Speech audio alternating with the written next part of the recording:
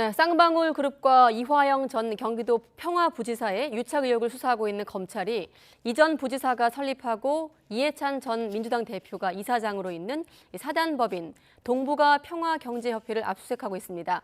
이전 부지사를 구속한 지 약 일주일 만에 다시 강제 수사에 들어간 겁니다. 취재기자 연결하겠습니다.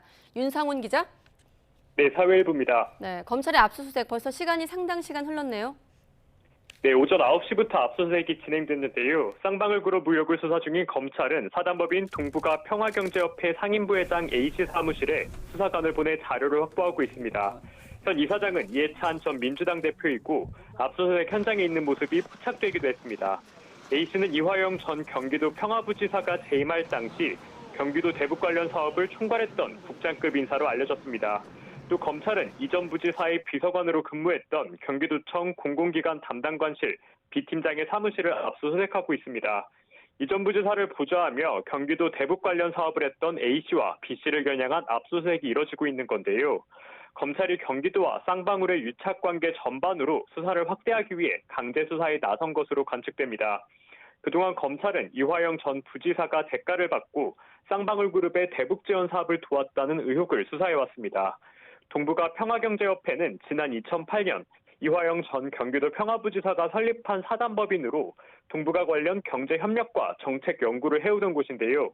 이전 부지사는 단체 이사장을 지내며 대북교류 관련 행사 등을 맡아왔고 이 가운데 1년 3개월가량은 쌍방울 사회이사직도 함께 수행했습니다.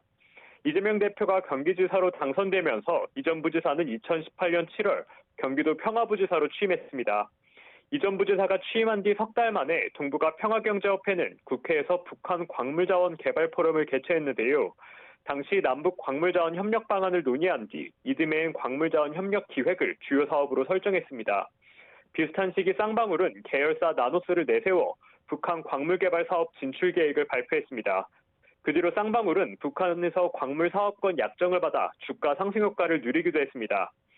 약정을 받은 자리에 이전 부지사가 동석했던 정황도 포착됐습니다. 이전 부지사가 설립한 사단법인과 사회이사로 있었던 쌍방울이 비슷한 시기에 같은 사업을 추진한 겁니다. 이 때문에 이전 부지사가 대가를 받고 쌍방울의 대북 사업 진출을 지원했다는 의혹이 불거졌고 검찰은 관련 수사를 진행하고 있습니다. 앞서 이전 부지사는 지난 2018년 8월부터 올해 초까지 쌍방울로부터 법인카드 등 뇌물 2억 5천여만 원을 받은 혐의 등으로 지난달 28일 구속됐습니다. 이전 부지사에게 뇌물을 공유한 혐의를 받는 쌍방울 부회장도 당시 함께 구속됐습니다. 이와 함께 검찰은 경기도와 아태평화교류협회가 주최한 행사 비용 수억 원을 쌍방울이 후원한 의혹을 살펴보고 있는 것으로 전해졌습니다. 지금까지 사회일부에서 전해드렸습니다.